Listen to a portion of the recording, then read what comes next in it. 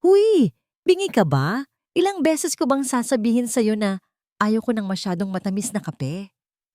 Ang boses ni Sefina ay parang matalas na kutsilyong humiwa sa katahimikan ng marangyang salas ng mansyon ng mga Vergara. Hindi pa man nakakasagot si Lindy, naramdaman na niya ang mainit na likido na tumalsik sa kanyang braso. Sinadya ni Sefi na itabig ang tasa, dahilan upang kumalat ang kape sa mamahaling carpet at sa suot na uniforme ni Lindy. Napayuko si Lindy, kinagat niya ang kanyang labi upang pigilan ang anumang reklamo. Alam niyang sa bahay na ito, ang boses niya ay walang halaga. Siya ay isang hamak na katulong lamang mula sa buhol, isang hampas lupa kung tawagin siya ni Sefi kapag wala ang kanilang Don Emilio. Pasensya na po, Ma'am Sefi. Gagawan ko na lang po kayo ng bago. Mahinang tugon ni Lindy habang mabilis na lumuluwag ang kanyang dibdib sa tindi ng kaba. Huwag na. Nakakawalang gana ang mukha mo. Umalis ka na sa harap ko at linisin mo yung dumi na ginawa mo. Pagkatapos magbitaw ng masasakit na salita, padabog na umalis si Sefi, iniwan si Lindy na mag-isang nakaluhod sa sahig. Habang dahan-dahang pinupunasan ni Lindy ang kape, naramdaman niya ang pait na mas matindi pa sa lasa ng iniinuman ni Sefi. Hindi ito ang buhay na pinangarap niya nang lisanin niya ang payapang dalampasigan ng Bohol. Iniwan niya ang puntod ng kanyang ina at ang maliit na kubo nila sa pag-asang makakaipon para sa kanyang kinabukasan. Ngunit dito sa Makati, tila unti-unting namamatay ang kanyang pagkatao sa bawat sigaw at pang-aalipusta na natatanggap niya. Hinawakan niya ang kanyang dibdib kung saan nakatago sa loob ng kanyang uniforme ang isang lumang kwintas. Ito na lamang ang tanging alaala niya mula sa kanyang nanay. Isang simpleng gintong kwintas na may pendant na hugis sampagwita. Kupas na ang kintab pero punong-puno ng pag-ibig. Sa tuwing pakiramdam ni Lindy ay hindi na niya kaya, ang malamig na metal ng kwintas ang nagpapaalala sa kanya na kailangan niyang magpakatatag. Pagkatapos linisin ang salas, tinawag si Lindy ng mayordomang si Nailita. Lindy, pumasok ka sa silid-aklatan ni Don Emilio. Siguraduhin mong malinis ang bawat sulok doon bago siya dumating mula sa opisina. Alam mo namang masela ng Don pagdating sa kanyang mga gamit.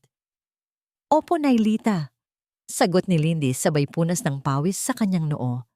Ang silid-aklatan ni Don Emilio Vergara ay ang pinakatahimik at pinakamisteryosong bahagi ng mansyon. Amoy lumang papel at mamahaling tabako ang bumungad kay Lindy. Habang maingat na pinupunasan ang mga antigong libro, napansin niya ang isang maliit na kahon na nakapatong sa ibabaw ng mesa ng Don. Mukhang naiwan itong bukas. Dahil sa kuryosidad, lumapit si Lindy. Sa loob ng kahon ay may isang larawan ng isang napakagandang babae na may hawak na sanggol. Ngunit hindi ang larawan ang kumuha ng kanyang atensyon, kundi ang guhit ng isang alahas sa gilid ng litrato. Isang kwintas na kamukhang-kamukha ng suot niya ngayon. Sa gulat ni Lindy, hindi niya napansin ang mabilis na pagtibok ng kanyang puso. Nanginig ang kanyang kamay at sa hindi sinasadyang pagkakataon, sumabit ang kanyang sariling kwintas sa gilid ng mesa. Naputol ang kadena nito at bumagsak ang pendant sa sahig, saktong pagbukas ng pinto. Anong ginagawa mo sa mga gamit ko? Ang baritono at makapangyarihang boses ni Don Emilio ay nagpatigil sa mundo ni Lindy. Agad siyang napalingon. Ang mukha ay kasing puti ng papel. Sir, sorry po. Nililinis ko lang po ang mesa niyo. Nauutal na paliwanag ni Lindy habang mabilis na pinulot ang kanyang kwintas sa sahig. Ngunit bago pa niya ito maitago, mabilis na lumapit si Don Emilio. Parang nakakita ng multo ang matanda. Ang kanyang mga mata, na laging puno ng awtoridad, ay biglang napalitan ng matinding gulat at pangungulila. Ipakita mo sa akin yan, utos ni Don Emilio. Ang boses ay nanginginig na ngayon. Dahan-dahang inilahadad ni Lindy ang kanyang palad. Doon nakahiga ang maliit na gintong sampagwita. Kinuha ni Don Emilio ang kwintas nang may nanginginig na mga daliri. Hinawakan niya ito na parang isang napakahalagang kayamanan na nawala ng maraming dekada. Tumingin siya kay Lindy, pabalik sa kwintas, at muli sa mukha ng dalaga. Saan mo nakuha ito, Lindy? Sabihin mo sa akin, kanino galing ang kwintas na ito? Tanong ng Don, halos pabulong na lamang, habang may namumuong luha sa kanyang mga mata. Hindi alam ni Lindy kung ano ang isasagot. Ang kaba sa kanyang dibdib ay napalitan ng isang kakaibang pakiramdam. Isang halo ng takot at pag-asa na hindi niya maipaliwanag. Sa labas ng pinto, nakatayo si Seffi. Bahagyang nakabukas ang pinto, kaya kitang-kita niya ang eksena sa loob. Nakita niya ang emosyon sa mukha ng kanyang ama. Isang emosyon na kailanman ay hindi nito ipinakita sa kanya. Ang kanyang mga kuko ay bumaon sa kanyang palad, habang ang inggit ay parang lason na kumakalat sa kanyang mga ugat. Hindi hahayaan ni Seffi na makuha ng isang katulong ang atensyon ng kanyang ama. Hindi siya papayag na may makasira sa marangyang buhay na tinatamasa niya ngayon. Pumasok si Seffi sa kanyang silid at marahas na isinara ang pinto. Rinig na rinig niya ang mabilis na tibok ng kanyang puso. Hindi dahil sa pagod, kundi dahil sa matinding takot na humahalo sa galit. Hindi maaring mangyari ang iniisip ko. Napahawak siya sa kanyang mesa, ang kanyang mga daliri ay nanginginig habang inaalala ang mukha ni Don Emilio kanina sa silid-aklatan. Ang tingin na iyon, ang tingin na puno ng pagkilala at pagmamahal, isang tingin na kahit kailan ay hindi ibinigay ng Don sa kanya. Kahit na 10 taon na siyang naninirahan sa mansyong ito bilang ampon. Isang katulong lang siya. Bulong ni Seffi sa sarili, ang kanyang boses ay puno ng pait. Isang hamak na katulong mula sa probinsya. Hindi siya pwedeng maging anak ni Papa. Ngunit ang kwintas na yon, ang sampagwitang ginto. Alam ni Seffi ang kwento sa likod niyon. Madalas siyang maglihim at makinig sa mga usapan ni Don Emilio sa mga abogado nito. Ang kwintas na yon, ang tanging palatandaan ng anak na nawala sa kanya 20 taon na ang nakakaraan sa Bohol. Hindi na nag-aksaya ng panahon si Seffi. Siniguro niyang abala ang lahat sa kusina para sa paghahanda ng hapunan. Tahimik siyang naglakad patungo sa likod ng mansyon, sa maliit at masikip na quarters kung saan natutulog ang mga katulong. Amoy sabon at kulob na hangin ang sumalubong sa kanya. Napangiwi si Seffi. Para sa kanya, ang lugar na ito ay sumisimbolo sa dumi at kahirapan. Mga bagay na hinding-hindi niya hahayaang dumikit sa kanyang pangalan. Agad niyang hinalughog ang maliit na cabinet ni Lindy. Itinapon niya ang mga simpleng damit nito sa sahig. Sa ilalim ng isang tumpok ng mga luma at kupas na tela, may naramdaman siyang matigas na bagay. Isang lumang sobre na nakabalot sa plastik. Dali-dali niya itong binuksan. Sa loob ay may isang sulat na halos hindi na mabasa ang tinta at isang kupas na litrato ng isang sanggol. Binasa ni Seffi ang huling bahagi ng sulat. Rosalinda, anak, huwag mong kakalimutan ang kwintas na ito. Ito ang magdadala sa iyo, pabalik sa iyong tunay na ama, kay Emilio Vergara. Patawarin mo ako kung kailangan kitang itago. Nanlamig ang buong katawan ni Seffi. Ang katotohanan ay parang isang sampal na gumising sa kanyang pinakamasamang bangungot. Si Lindy ang tunay na tagapagmana. Si Lindy ang tunay na Vergara. At siya ay mananatiling isang anino lamang kung malalaman ni Don Emilio ang totoo. Hindi, usal ni Seffi habang pinupunit ang sulat sa maliliit na piraso. Hindi mo makukuha ang sa akin, Lindy. Akin ang mansyong ito. Akin ang yaman ni Papa. At hinding-hindi mo ako mapapalayas dito. Isang madilim na plano ang nabuo sa kanyang isipan. Isang plano na sisira, hindi lang sa reputasyon ni Lindy, kundi sa mismong pagkakataon nito na makilala ng kanyang ama. Bumalik si Seffi sa kanyang kwarto at binuksan ang kanyang jewelry box. Kinuha niya ang isang dambuhalang diamond ring, ang paboritong regalo ni Don Emilio sa kanya noong nakaraang kaarawan niya. Kumikinang ito sa ilalim ng ilaw, tila nangungutya sa gagawin niyang kasamaan. Masyadong malinis ang imahe mo, Lindy, sabi ni Seffi habang nakatingin sa salamin. Ang kanyang mukha ay dahan-dahang nagkaroon ng isang nakakatakot na ngiti. Tignan natin kung mamahalin ka pa rin ni Papa kapag nalaman niyang isa kang magnanakaw. Lumabas muli si Seffi. Nakita niya si Lindy na naglalakad sa hallway, may dalang tray ng prutas para sa silid ni Don Emilio. Lindy! Tawag ni Seffi. Ang boses ay biglang naging malambing. Isang bagay na hindi pa naririnig ni Lindy mula sa kanya. Napahinto si Lindy nagtataka. Po, Ma'am Seffi? Pasensya na kanina, ha? Masama lang ang gising ko. Heto, pakidala na rin itong bag ko sa kwarto ko pagkatapos mo kay Papa. Nakalimutan ko kasi sa baba. Iniabot ni Seffi ang kanyang mamahaling leather bag kay Lindy. Habang hawak ni Lindy ang tray at ang bag, hindi niya napansin ang mabilis na paghulog ni Seffi ng singsing sa maliit na bulsa sa gilid ng bag. Isang bulsa na alam ni Seffi na laging binubuksan ng mga security guard kapag may nawawalang gamit. Sige na, bilisan mo. Ayaw ni Papa na pinaghihintay siya, sabi ni Seffi bago tumalikod.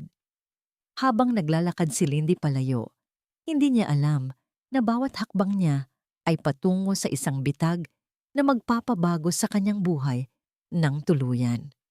Samantala, sa loob ng kanyang silid, kinuha ni Seffi ang kanyang cellphone at nagdial ng isang numero. Hello? Security? Gusto ko lang i-report. Nawawala ang diamond ring ko at huling nakita ko ito sa tabi ng katulong na si Lindy. Ang singsing ko, ang diamond ring ko nawawala. Ang tili ni Seffi ay umalingaw-ngaw sa buong mansyon, dahilan upang mapahinto ang lahat, kabilang na ang mga bisitang negosyante ni Don Emilio na kasalukuyang naghahapunan. Mabilis na tumakbo si Seffi pababa ng hagdan. Ang kanyang mukha ay puno ng pagkabalisa at luha. Papa, nawawala ang paborito kong singsing, yung bigay niyo sa akin. Napatayo si Don Emilio, ang kanyang mukha ay bakas ng pag-aalala. Seffi, anak, kumalma ka. Baka naman nailagay mo lang kung saan. Hindi, Papa. Sigurado akong nasa kwarto ko lang yun kanina bago pumasok si Lindy para maghatid ng gamit ko. Lumingon si Seffi kay Lindy na kasalukuyang nag-aayos ng lamesa. Ang kanyang mga mata ay parang dalawang nagbabagang apoy. Ikaw ang huling pumasok sa kwarto ko, di ba? Nabitawan ni Lindy ang hawak niyang pitzel ng tubig. Nabitak ito sa sahig, gaya ng kanyang puso na biglang binalot ng kaba. Ma'am Seffi, wala po akong kinuha. Inilagay ko lang po ang bag niyo sa ibabaw ng kama, gaya ng utos niyo. Huwag ka nang magsinungaling, sigaw ni Seffi. Security, kapkapan niyo siya. Hanapin niyo ang singsing ko. Agad na lumapit ang dalawang security guard. Hindi na nakapalag si Lindy nang hawakan nila ang kanyang mga braso. Pakiramdam niya ay isa siyang kriminal na hinuhusgahan sa harap ng maraming tao. Ang mga bisita ni Don Emilio ay nagbubulungan na at ang bawat salita nila ay parang mga latay sa balat ni Lindy. Dito po, sir. May naramdaman ako sa bulsa ng apron niya, sabi ng isang guard. Dinukot ng guard ang loob ng bulsa ni Lindy. Isang kumikinang na bagay ang lumabas. Ang dambuhalang diamond ring ni Seffi. Sa ilalim ng mga kristal na ilaw ng chandelier, ang singsing ay tila nangungutya sa kawalang malay ni Lindy. Hala, paano? Nanginig ang buong katawan ni Lindy. Hindi po sa akin yan. Hindi ko po alam kung paano napunta yan sa bulsa ko. Magnanakaw. Muling sigaw ni Seffi bago humarap kay Don Emilio. Papa, tignan niyo. Pinagkatiwalaan natin siya, pero ninanakawan niya tayo. Kaya pala siya nagpapakabait kanina sa silid-aklatan niyo dahil may balak siyang masama. Tumingin si Lindy kay Don Emilio. Umaasa siyang makakakita ng kahit kaunting tiwala sa mga mata nito. Ngunit ang nakita niya ay ang matinding pagkadismaya at galit. Ang pag-asang nabuo sa kanyang puso. Kanina, nang hawakan ng Don ang kanyang kwintas, ay biglang naglaho na parang bula. Lindy, ang boses ni Don Emilio ay malamig pa sa yelo. Binigyan kita ng pagkakataong magtrabaho dito ng maayos. Akala ko ay iba ka. Sir Emilio, maniwala po kayo sa akin. Lumuhod si Lindy sa sahig. Binabaliwala ang mga basag na bubog ng pitzel na tumutusok sa kanyang mga tuhod. Wala po akong kinuha. Kahit mahirap lang po kami sa Bohol, tinuruan po ako ng nanay ko na huwag kumuha ng hindi sa akin. Maawa po kayo. Tama na, putol ni Don Emilio. Hindi ko gustong maakakita ng magnanakaw sa pamamahay ko. Umalis ka na, Lindy. Ngayon din. Papa, dapat po siyang ipakulong. Gatong pa ni Seffi. Huwag na, mahinang sabi ni Don Emilio habang hinahawakan ng kanyang dibdib na tila sumasakit. Palayasin niyo na siya. Ayaw ko na siyang makita. Kinaladkad ng mga guard si Lindy palabas ng mansyon. Walang nagawa ang dalaga kundi umiyak ng umiyak. Kinuha nila ang kanyang maliit na bag at ipinatapon ito sa labas ng malaking gate. Eksaktong paglabas niya, bumuhos ang isang napakalakas na ulan. Parang nakikiramay ang langit sa tindi ng kawalang katarungang sinapit niya. Sir! Ma'am! Maawa po kayo! Sigaw ni Lindy habang kinakalampag ang bakal na gate. Wala po akong kasalanan. Ngunit ang tanging sumagot sa kanya ay ang kulog at ang tunog ng pagsasara ng malalaking pinto ng mansyon. Nakatayo si Lindy sa gitna ng dilim at ulan, basang-basa at walang matuluyan. Ang kanyang kwintas na nakatago sa loob ng basang uniforme ay tila bumigat, isang paalala ng isang pangarap na nawasak bago pa man magsimula. Sa loob ng mansyon, sa taas ng balkonahe, nakatingin si Seffi sa baba. May isang mapait na ngiti sa kanyang mga labi habang pinapanood ang naghihirap na si Lindy sa ilalim ng ulan. Paalam, Rosalinda. Doon ka sa putikan dahil doon ka lang nararapat, bulong niya. Samantala, sa silid kainan, biglang nabitawan ni Don Emilio ang kanyang baso. Ang kanyang mukha ay namutla at mabilis siyang napahawak sa kanyang kaliwang braso. Papa! Sigaw ni Seffi nang makitang dahan-dahang natutumba ang matanda. Bago mawalan ng malay, ang huling nakita ni Don Emilio ay ang imahe ng sampagitang ginto na kumikislap sa kanyang alaala. Puro sebo ang aking mga kamay. Amoy panis na pagkain at usok ng mga sasakyan ang nakadikit sa aking balat. Dito, sa isang maliit na karinderya, sa gilid ng riles ng tren sa Manila, walang nakakakilala sa akin. Hindi ako si Lindy, nakatulong sa isang mansyon sa Makati.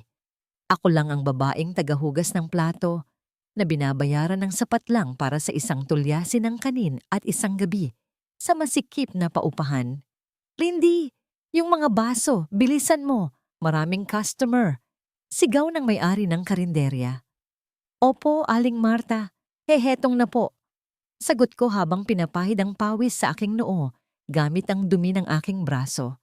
Minsan, kapag tumitigil ang ingay ng paligid, pumabalik sa isip ko ang mukha ni Don Emilio. Ang sakit ng kanyang pagtaboy sa akin ay parang sariwang sugat na ayaw maghilom, pero mas matindi ang pag-aalala. Bago ako kaladkarin palabas ng gate, nakita ko ang pamumutla niya. Kumusta na kaya siya? Galit pa rin ba siya sa akin? Naniniwala pa rin ba siyang ninakawan ko ang anak niya? Isang hapon, habang nagtatapon ako ng basura sa labas, isang pamilyar na boses ang tumawag sa pangalan ko. Lindy? Diyos ko, ikaw nga ba yan? Napatigil ako. Nakatayo sa harap ko si Nailita, ang mayordoma sa mansyon. Namumugto ang kanyang mga mata at tila tumanda siya ng 10 taon sa loob ng ilang linggo. Nailita, hindi ko napigilang maiyak. Agad akong yumakap sa kanya, binaliwala ang dumi ng aking suot. Lindy anak, patawarin mo ako. Wala akong nagawa para protektahan ka noon. Hikbi ni Nailita habang hinahaplos ang aking likod. Alam kong wala kang kasalanan. Nakita ko ang nangiti ni Sefi nang palayasin ka. Alam kong siya ang may gawa niyon. Naiayos lang po ako. Pero si Don Emilio? Kumusta po ang Don? Tanong ko. Ang puso ko ay mabilis na tumitibok sa kaba. Umiling si Nailita at muling pumatak ang kanyang mga luha. Inatake siya sa puso noong gabing pinalayas ka, Lindy. Hanggang ngayon, nasa ospital pa rin siya. Comatose siya. Hindi gumagalaw. Hindi nagsasalita. Parang gumuho ang mundo ko sa narinig ko. At si Ma'am Sefi, binabantayan ba niya ang papa niya? Iyon na nga ang masakit, Lindy. Galit na sabi ni Nailita. Bihira lang siyang pumunta sa ospital. Mas inuuna pa ang pakikipag-party at pakikipagkita sa mga abogado. Sabi ng mga nurse, kailangan ni Don Emilio ng taong mag-aalaga sa kanya ng husto, yung may malasakit. Pero si Sefi, parang hinihintay na lang niyang mamatay ang sarili niyang ama para makuha ang lahat. Napakuyom ang aking mga palad. Hindi ito maaari. Hindi pwedeng mamatay si Don Emilio nang hindi nalalaman ang katotohanan. At higit sa lahat, hindi ko kayang matiis na nakahiga siya doon nang mag-isa. Nailita, tulungan niyo po ako. Determinadong sabi ko. Kailangan ko siyang makita. Kailangan ko siyang alagaan. Pero Lindy, baka makita ka ni Sefi doon. Ipapahuli ka niya sa pulis. Mag-iingat po ako. Magpapanggap akong ibang tao. Gupitin natin ang buhok ko. Magsusuot ako ng salamin at mask. Gagawin ko ang lahat. Basta makalapit lang ako sa kanya. Pagkalipas ng 2 araw, pumasok ako sa Makati Medical Center. Hindi bilang si Lindy, kundi bilang si Rosa. Isang extra aid na kinuha ni Nailita para tumulong sa paglilinis ng silid ni Don Emilio sa gabi. Dahan-dahan kong binuksan ang pinto ng Suite 52. Ang amoy ng gamot at ang tunog ng heart monitor ang sumalubong sa akin. Doon, sa gitna ng malawak na silid, nakahiga ang makapangyarihang Don Emilio Vergara. Mukha siyang mahina, payat, at malungkot. Lumapit ako sa kanya. Hinawakan ko ang kanyang kamay. Ang kamay na nagtaboy sa akin, pero ang kamay rin na humawak sa aking kwintas ng may pagmamahal. Sir Emilio, andito na po ako. Pabulong kong sabi habang nagsisimulang uminit ang aking mga mata. Huwag po kayong mag-alala. Hindi ko po kayo iiwan. Kinuha ko ang bimpo at sinimulang punasan ng kanyang braso. Bawat galaw ko ay puno ng pag-iingat, gaya ng pag-aalaga ng isang tunay na anak sa kanyang ama. Biglang bumukas ang pinto. Pumasok ang isang nurse na may dalang mga gamot. Napayuko ako at inayos ang aking mask. Sino ka? Ngayon lang kita nakita rito Tanong ng nurse habang nakatingin. Nang mataman sa aking mga mata, tumibok ng malakas ang puso ko. Ako po ang bagong assistant ni Nailita. Ang tagalinis po. Lumapit ang nurse sa akin. Tinitigan niya ang aking bawat galaw hanggang sa mapako ang kanyang tingin sa likod ng aking tainga, kung saan may maliit akong balat na hugis bituin. Teka lang, sabi ng nurse. Ang boses niya ay puno ng pagtataka. Ikaw ba, yung katulong na nabalita sa mansyon ng mga Vergara? Yung sinasabing nagnakaw ng sing-sing? Makasinig. Tinitigan ko ng maigi ang nurse. Ramdam ko ang pamumuo ng malamig na pawis sa aking likuran, habang ang kanyang mga mata ay pilit na binabasa ang aking pagkatao sa likod ng maskara. Pasensya na po, nurse. Baka nagkakamali lang po kayo ng nakita. Pabulong kong sagot habang mas binabaan ko pa ang aking ulo. Marami po talagang magkakahawig sa mundo. Hindi na sumagot ang nurse, bagaman bakas pa rin sa kanyang mukha ang pag-aalinlangan. Inayos niya ang swero ni Don Emilio bago tahimik na lumabas ng silid. Nakahinga ako ng maluwag, pero alam kong hindi ako pwedeng maging kampante. Bawat segundo ko rito ay parang paglalakad sa ibabaw ng manipis na kable. Muli akong naupo sa tabi ng kama ni Don Emilio. Hinawakan ko ang kanyang kamay. Ang kamay na dati ay puno ng kapangyarihan, pero ngayon ay tila tuyong sanga na lamang. Nagsimula akong humuni ng isang lumang kanta. Isang oyayay mula sa Bohol na madalas kantahin ni nanay nung bata pa ako. Isang kanta tungkol sa mga bituin na nagbabantay sa mga pusong nawawala. Habang humuhuni ako, napansin kong gumalaw ang mga daliri ni Don Emilio. Bahagya, pero sapat na para magpatalon sa puso ko. Sir, naririnig niyo po ba ako? Tanong ko habang lumuluha. Si Lindy po ito. Hindi po ako galit sa inyo. Gusto ko lang pong gumaling kayo. Sa kabilang panig ng silid, sa loob ng katahimikan ng koma, tila naririnig ni Don Emilio ang isang boses mula sa malayo. Isang boses na hindi matalim, hindi humihingi ng anuman, kundi isang boses na nagbibigay ng init sa kanyang nanlalamig na katawan. Sino ka? Bakit ang boses mo ay parang amoy ng sampagwita sa umaga? Bakit ang haplos mo ay parang yakap ng isang taong matagal ko nang hinahanap? Biglang bumukas ang pinto ng marahas. Ang tunog ng matutulis na takong ay umalingaw-ngaw sa tiles ng sahig. Si Sefi. Nasa loob ako ng isang mahaba at madilim na lagusan. Wala akong makita, pero nararamdaman ko ang lahat. Nararamdaman ko ang bigat ng aking mga talukap na tila may nakadagang bato. Nararamdaman ko ang lamig na unti-unting nanunuot sa aking mga buto. Ngunit sa gitna ng kadilimang ito, may isang boses na naglalakbay patungo sa akin. Isang himig. Isang oyayi na kay tagal ko nang hindi naririnig. Ang boses na yon, hindi yun boses ni Sefina. Ang boses na yon ay parang haplos ng hanging amihan mula sa dalampasigan ng Bohol. Malambot, mapayapa, puno ng pag-ibig. Sino ka? Bakit mo ako tinatawag na Papa sa iyong mga dasal? Biglang nabulabog ang aking katahimikan. Isang malakas na kalabog ng pinto ang nagpayanig sa aking buong pagkatao. Ang boses na sumunod ay matalim, parang basag na bubog na kumakalos sa aking pandinig. Ano ba yan? Bakit ang baho rito? At bakit may katulong dito sa oras na ito? Si Sefina. Nararamdaman ko ang pagpasok niya. Amoy ng mamahaling pabango na humahalo sa amoy ng gamot. Ngunit sa likod ng boses na yon, wala akong maramdamang pag-aalala. Ang naririnig ko lang ay inis. Pasensya na po, ma'am. Naglilinis lang po ako ng paligid.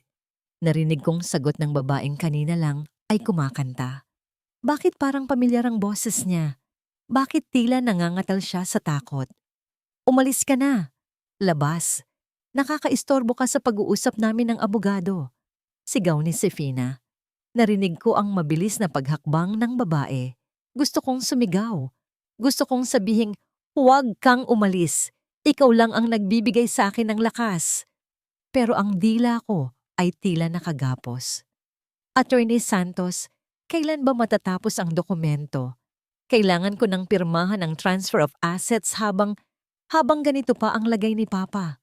Sabi ni Sefina. Ang kanyang boses ay wala ng bakas ng lungkot. Puno ito ng pagmamadali. Puno ng kasakiman.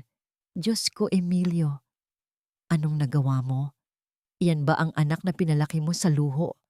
Iyan ba ang batang binigyan mo ng lahat habang ang tunay mong dugo at laman ay naghihirap sa kung saan? Ramdam ko ang paglapit ni Sefina sa aking kama. Hindi para hawakan ang aking kamay, kundi para ayusin ang kanyang sarili sa harap ng salamin. Ang tagal naman nito. Bulong niya. Kahit kailan, nagiging pabigat ka pa rin, Papa. Ang bawat salita niya ay parang saksak sa aking puso. Ngunit sa gitna ng sakit, muli kong naramdaman ang isang init. Ang babaeng Rosa ay bumalik. Narinig ko ang mahina niyang pagpasok nang makaalis si Sefina para makipag-usap sa labas. Naramdaman ko ang basang bimpo sa aking noo. Naramdaman ko ang panginginig ng kanyang mga kamay habang maingat niyang pinupunasan ang aking mukha. Sir, magpakatatag po kayo. Bulong niya. May pumatak na mainit na likido sa aking pisngi. Luha niya. Huwag po kayong susuko. Marami pa po tayong pag-uusapan. Ipapaliwanag ko po ang lahat.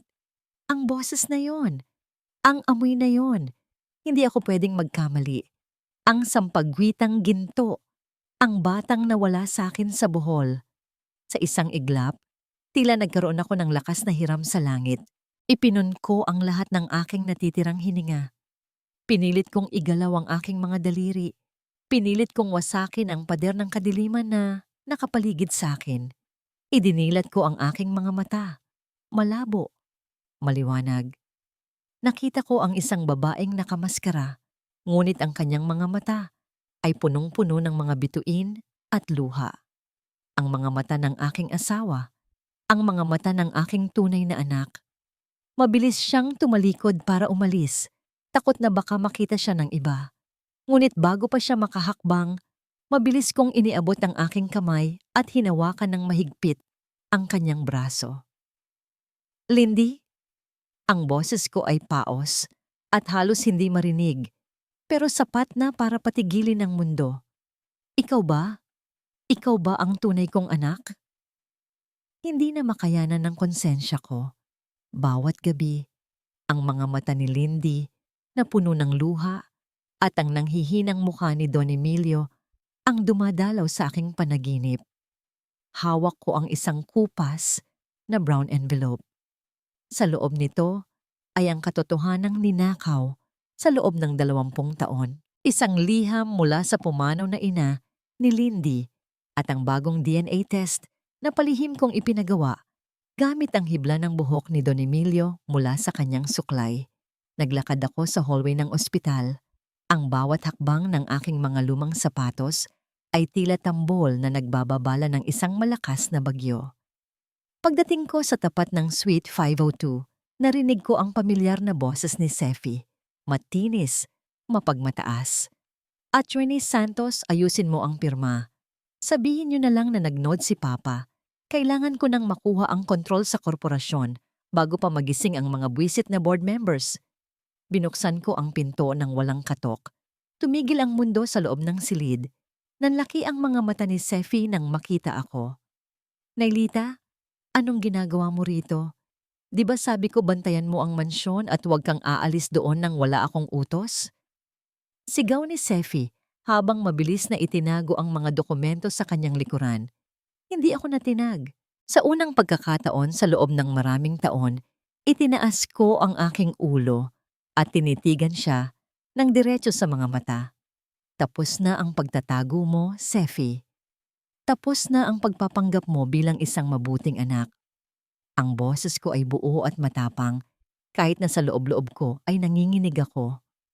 Anong pinagsasabi mo? Matanda ka. Nababaliw ka na ba? Lumapit sa akin si Sefi, akmang itutulak ako palabas. Ngunit bago pa niya ako mahawakan, itinaas ko ang sobre. Heto ang katotohanan. Heto ang ebidensya na si Lindy, ang batang pinalayas mo sa ulan, ang batang binitagan mo ng nakaw na singsing, ay ang tunay na dugo at laman ni Don Emilio Vergara. Natahimik ang buong silid, maging ang abogado ay napanganga. Namutla si Sefi, ang kanyang labi ay nanginig, pero pilit pa rin siyang tumawa ng mapait. Kasalanan ko ang lahat. Pagpapatuloy ko, habang ang mga luha ay nagsisimulang pumatak sa aking mga pisngi. Noong sanggol pa si Lindy, kinuha ko siya at itinago sa Bohol. May mga kalaban si Don Emilio noon na gustong pumatay sa tagapagmana niya. Akala ko, mas ligtas siya kung lalaki siyang mahirap pero buhay. Pero nagkamali ako. Hinayaan kong agawin mo ang pwestong hindi sa'yo. Magsinungaling ka pa. Punitin niyo yan. Huwag kayong maniniwala sa kanya. Hysterical na sigaw ni Sefi. Sinubukan niyang hablutin ang sobre sa kamay ko. Nagpumiglas ako. Hindi na ako papayag na saktan mo pa ang tunay na anak ni Don Emilio. Alam mo ang totoo. Sefi, kaya mo siya pinalayas dahil takot ka. Takot kang mawala ang karangyaan mo. Nagkagulo sa loob ng silid. Nag-aagawan kami sa sobre nang biglang may narinig kaming isang malakas na kalabog mula sa kama. Lahat kami ay napalingon. Si Don Emilio, nakaupo siya sa gilid ng kama, ang mukha ay basang-basa ng luha at ang kanyang mga mata ay nakapako kay Seffi. Hindi ko alam kung kailan pa siya gising, pero sa tindi ng talim ng kanyang tingin, alam kong narinig niya ang lahat. "Pipapa," nauutal na sabi ni Seffi. Sinubukan niyang lumapit at magkunwaring nag-aalala. "Papa, huwag kayong maniniwala sa kanya. Gawa-gawa lang niya yan para makuha ang pera natin." "Tumahimik ka!" Ang sigaw ni Don Emilio ay parang kulog na nagpayanig sa buong Suite 502. Kahit mahina pa ang kanyang katawan, ang awtoridad sa kanyang boses ay bumalik. "Narinig ko ang lahat, Sefina. Ang bawat salita. Ang bawat kasinungalingan mo," sabi ni Don Emilio habang nanginginig ang kanyang buong pagkatao sa galit at pagsisisi. Tumingin siya sa akin, ang kanyang mga mata ay humihingi ng tawad. Pagkatapos, tumingin siya sa pinto kung saan nakatayo si Lindy. Napatigil ang mundo para sa aming lahat. Nakatayo roon si Lindy, hawak ang timba at basahan. Ang kanyang mga mata ay naniningkit sa gulat at ang mga luha ay mabilis na dumadaloy sa kanyang mga pisngi. Binabasa ang kanyang face mask na bahagyang nakababa. "Lindy?" Ang boses ni Don Emilio ay nanginginig, puno ng pagsisisi at pangungulila. "Lindy, anak ko." Binitawan ni Lindy ang kanyang mga gamit. Ang tunog ng timba na bumagsak sa sahig ay tila hudyat ng pagtatapos ng mahabang panahon ng paghihirap. "Si Sir Emilio." Unggal ni Lindy. Hindi niya alam kung lalapit ba siya o tatakbo palayo. "Huwag kang maniwala sa kanila, Papa," sigaw ni Seffi habang pilit niyang hinahablot ang sobre mula sa aking kamay. "Pakanalang ito ni Nailita. Binayaran niya ang lab para pekein ang resulta. Ako ang anak mo. Ako ang legal na Vergara." Sa gitna ng kanyang pagwawala, mabilis na lumapit si Seffi sa mesa at kinuha ang luma at kupas na sobre. Sa isang iglap, sinimulan niyang puyat-puyatin ang mga papel sa loob nito. "Walang makakaalam. Walang ebidensya." Huling hirit ni Seffi, ang kanyang mukha ay hindi na mukhang tao sa tindi ng galit at takot. "Dumistansya ka sa akin, Sefina." Ang boses ni Don Emilio ay umalingaw-ngaw sa buong floor ng ospital. Kahit nahirap pa siyang tumayo, nagawa niyang itulak ang wheel table sa harap niya para harangan si Seffi. "Narinig ko ang lahat kanina pa," sabi ni Don Emilio habang dahan-dahang tumatayo mula sa kanyang kama kahit na nanginginig ang kanyang mga binti. "Gising ako nung pumasok ka at kinausap mo ang abogado mo tungkol sa paglipat ng mga ari-arian ko. Gising ako noong sinabi mong pabigat lang ako." Napaupo si Seffi sa sahig. Ang mga pira-pirasong papel ay nagkalat sa paligid niya. Ang kanyang pagmamataas ay biglang napalitan ng isang malagim na katahimikan. "Nailita, ibigay mo sa akin ang tunay na resulta," utos ni Don Emilio sa akin. Inilabas ko ang isa pang kopya ng DNA test mula sa aking bulsa, ang orihinal na hindi nakuha ni Seffi. Inabot ko ito kay Don Emilio. Binasa niya ito ng mabilis at bawat salita roon ay tila isang gamot na nagpapagaling sa kanyang pusong matagal nang nagdurusa. 99.9% probability of paternity. "Patawarin mo ako, Lindy," hikbi ni Don Emilio habang nakatingin sa kanyang tunay na anak. "Patawarin mo ang iyong ama na naging bulag sa katotohanan." Lumingon si Don Emilio kay Seffi na nasa sahig pa rin. Ang kanyang awa ay naglaho na. "Sefina, ibinigay ko sa iyo ang lahat. Pangalan, yaman at pagmamahal, pero sinuklian mo ako ng pagtatraidor." Malamig na sabi ng Don. "Security, kunin niyo ang babaeng ito at ilabas sa pamamahay ko, sa buhay ko." Habang papalapit ang mga guard, biglang tumayo si Seffi. Tumawa siya ng malakas. Isang tawa na puno ng pait at kawalan ng katinuan. "Magsama kayo! Magsama kayo sa hirap niyo!"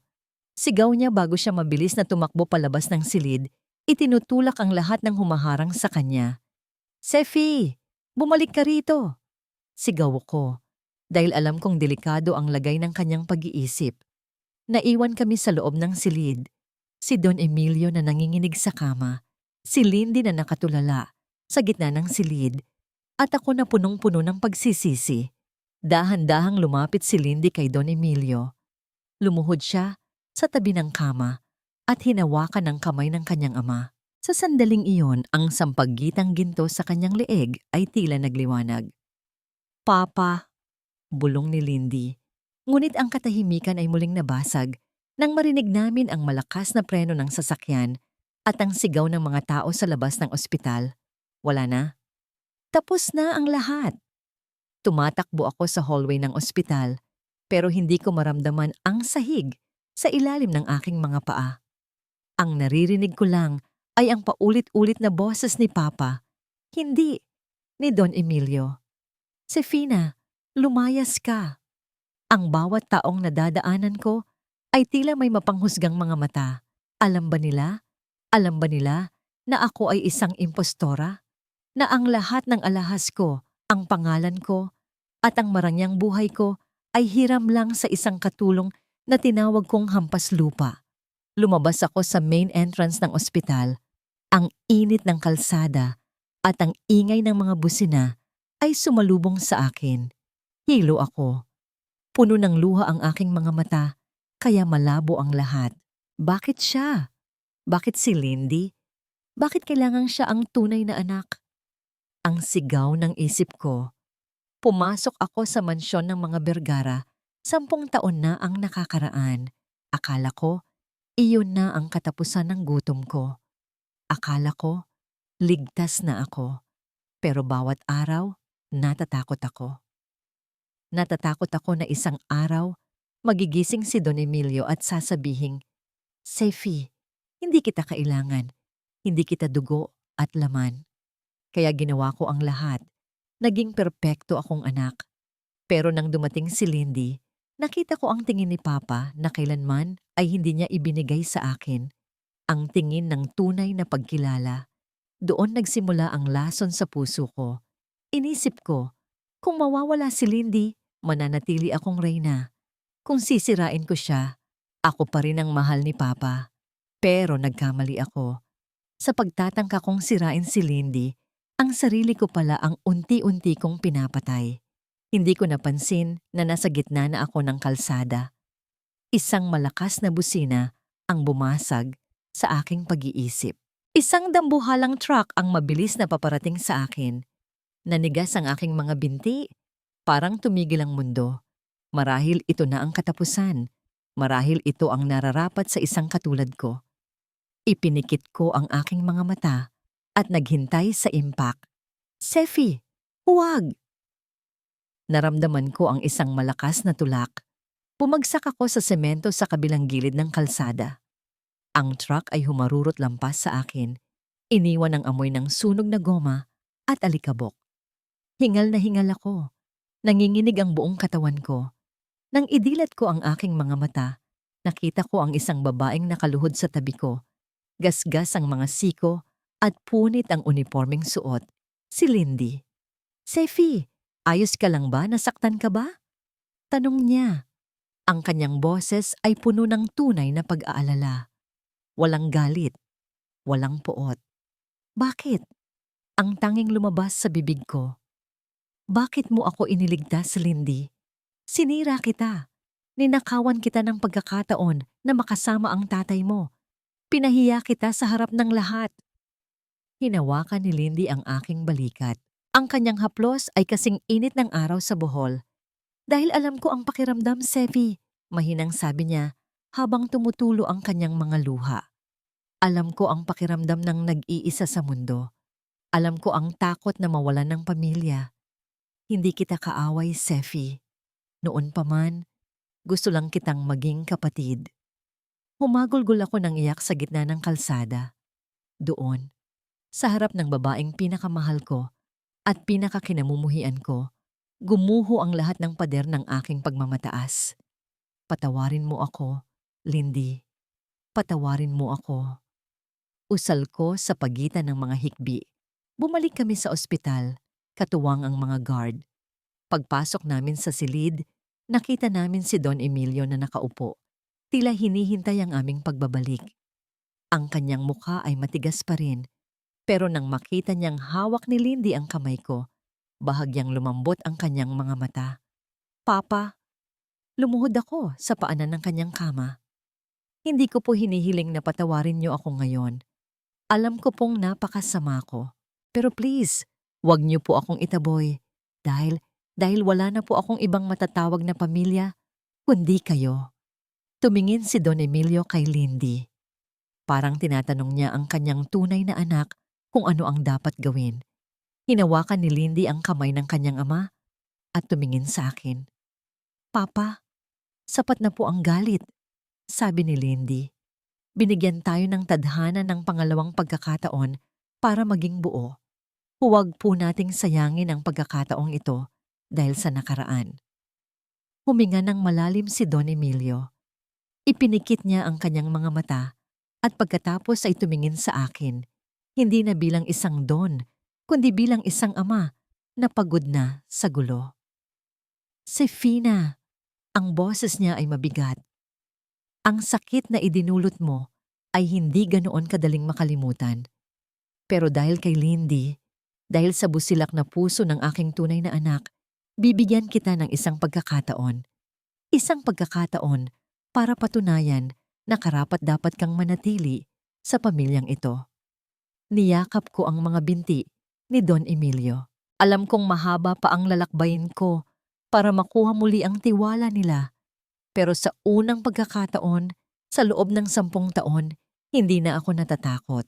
Dahil sa wakas, hindi ko na kailangang magpanggap. Naramdaman ko ang kamay ni Lindy sa aking likuran. Tumingin ako sa kanya at nakita ko ang isang ngiti. Isang ngingiti na nagsasabing magiging maayos din ang lahat. Ngunit sa kabila ng kapayapaang ito, alam kong may isang huling sorpresa pa ang nakatago sa nakaraan ni Nailita na hindi pa namin natutuklasan. Naririnig ko ang banayad na hampas ng mga alon sa pampang ng Bohol. Dito, sa tabing dagat kung saan ako lumaki, tila mas masarap huminga. Wala na ang mausok na hangin ng Makati at wala na rin ang bigat na dati ay laging nakadagan sa aking dibdib. 1 taon na ang nakalipas mula nang magbago ang lahat. Lindy, heto na ang mga gamot ni Papa. Nakahanda na. Lumingon ako at nakita ko si Sefi na naglalakad patungo sa aming beranda. Simple lang ang suot niyang puting bestido, walang mamahaling alahas, at ang kanyang mukha ay wala ng bahid ng galit o pagmamataas. Ngumiti siya sa akin. Isang tunay na ngiti na dati ay akala ko ay imposible niyang maibigay. Salamat, Sefi. Nakita mo ba si Papa? Tanong ko habang inaayos ang mga bulaklak sa lamesa. Nandoon siya sa may dalampasigan, pinapanood ang paglubog ng araw. Alam mo naman ang matandang yon, mas gusto pa niyang kausapin ang dagat kaysa sa atin minsan. Biro ni Sefi bago siya tumawa ng mahina. Lumapit ako sa kanya at hinawakan ang kanyang kamay. Napansin ko ang gasgas sa kanyang palad. Nakuha niya yon sa pagtulong sa pag-aayos ng aming maliit na livelihood center para sa mga mangingisda rito sa probinsya. Hindi na siya ang Sefi na takot madumihan ang mga kuko. Ngayon, siya na ang Sefi na marunong magmalasakit sa kapwa. Masaya ako na narito ka, Sefi. Tiyantan kong sabi. Tumungo siya ng bahagya, tila nahihihiya pa rin kapag naaalala ang nakaraan. Salamat sa pagtanggap sa akin, Lindy. Pagkatapos ng lahat ng ginawa ko, binigyan niyo pa rin ako ng puwang sa pamilyang ito. Kung hindi dahil sa'yo, baka kung saan na ako napunta. Sabi ko naman sa'yo, di ba? Ang nakaraan ay parang dagat. Pwedeng maging maalon at nakakatakot. Pero sa huli, palaging babalik sa pagiging payapa. Naglakad kami patungo sa dalampasigan kung saan nakaupo si Don Emilio sa isang silya. Maaliwalas ang kanyang mukha.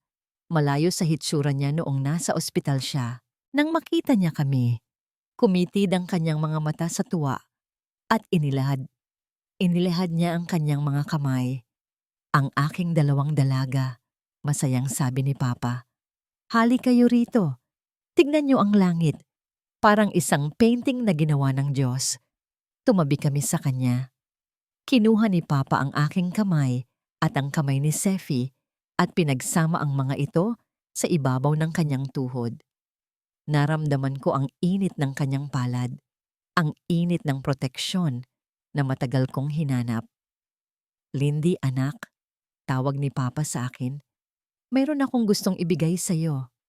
Inilabas niya ang isang maliit na kahon. Pagbukas niya rito, nakita ko ang aking sampagitang ginto. Pero hindi na ito putol. Maayos na ang kadena nito at mas kumikinang pa kaysa dati. Ito ang simbolo ng ating pamilya, sabi ni Papa habang isinasabit ang kwintas sa aking leeg. Ito ang nagdala sa iyo pabalik sa akin.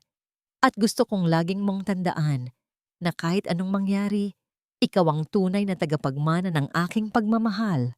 Lumingon din siya kay Sefi. At ikaw, Sefi, ang iyong katapangan na harapin ang iyong mga pagkakamali, ang nagpatunay na karapat-dapat kang maging bahagi ng pamilyang Vergara. Hindi man tayo magkadugo, magkarugtong naman ang ating mga puso. Umiyak kaming tatlo roon, pero hindi dahil sa lungkot. Ito ay mga luha ng pagpapalaya. Sa ilalim ng kulay kahel na langit ng Bohol, tila nawala na ang lahat ng pait ng nakaraan. Naisip ko si Nanay. Siguro, nakatingin siya sa amin mula sa langit at nakangiti. Siguro, kampante na siya. Dahil alam niyang nasa mabuti na akong kamay. Tumingin ako sa malawak na karagatan. Napagtanto ko na ang tunay na yaman ay hindi nasusukat sa laki ng mansyon sa Makati o sa dami ng pera sa bangko. Ang tunay na yaman ay ang kakayahang gumising sa umaga na may kapayapaan sa puso at may pamilyang handang yumakap sa iyo sa kabila ng iyong mga kakulangan. Humarap ako sa kanila, sa aking papa at sa aking kapatid. Dati, akala ko ay mag-isa lang ako. Pabulong kong sabi habang hinahawakan ang pendant ng aking kwintas. Pero ngayon, alam ko na. Ang dugo ay nagpapakilala sa atin bilang kamag-anak, pero ang pagpapatawad at pagmamahal ang tunay na gumagawa sa atin bilang isang pamilya. Magkayakap kaming tatlo habang unti-unting lumulubog ang araw. Isang bagong simula, isang bagong buhay. Sa wakas, ang dalagang mula sa Bohol ay tunay na nang nakauwi sa kanyang tahanan. At dito na nga nagtatapos ang makulay at madamdaming kwento ni Lindy, Sefi at Don Emilio Vergara. Maraming salamat sa inyong oras at sa pagtitiyagan ninyong samahan. Ako sa bawat kabanata ng kwentong ito. Habang isinusulat ko ang bawat eksena ni Lindy at Sefi, hindi ko rin maiwasang maluha at makaramdam ng halo-halong emosyon.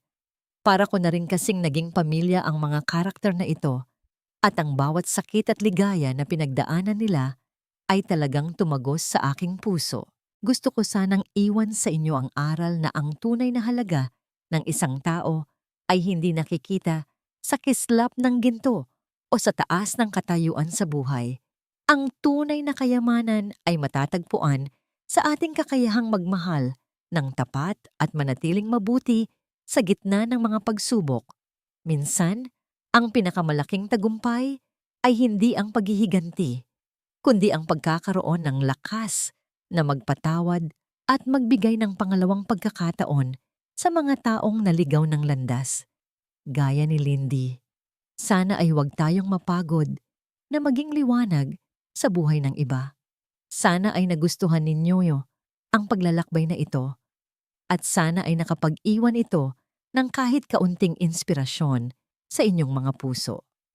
Ano po ang naging paborito ninyong bahagi? Mayroon bang eksena na nagpaiyak o nagpangiti sa inyo ng husto? Sana ay ibahagi ninyo ang inyong mga saloobin sa comment section. Mahalaga po sa akin na marinig ang inyong mga opinyon dahil kayo ang nagbibigay sa akin ng inspirasyon na magsulat pa ng mga susunod na kwento. Muli, maraming salamat sa inyong suporta. Hanggang sa muli nating pagkikita sa susunod na kwento ng pag-ibig, sakripisyo at pag-asa. Ingat po kayong lahat at laging tandaan na laging may bagong simula pagkatapos ng bawat sakit.